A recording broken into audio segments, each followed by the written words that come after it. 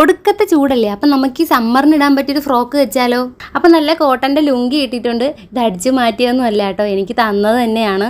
അപ്പോൾ കുറേ പേര് ചോദിച്ചിട്ടുണ്ടായിരുന്നു ഈ അളവെടുത്ത് വെട്ടുന്ന രീതി. പക്ഷേ എനിക്ക് അളവെടുത്ത് വെട്ടാൻ അറിയില്ല കേട്ടോ. ഞാൻ എൻ്റെ ഒരു ഡ്രസ്സിൻ്റെ അളവിലാണ് വെട്ടുന്നത്. ആ രീതിക്കാണെങ്കിൽ ഞാനൊരു വീഡിയോ ചെയ്യാം, അങ്ങനെ എനിക്കറിയുള്ളൂ.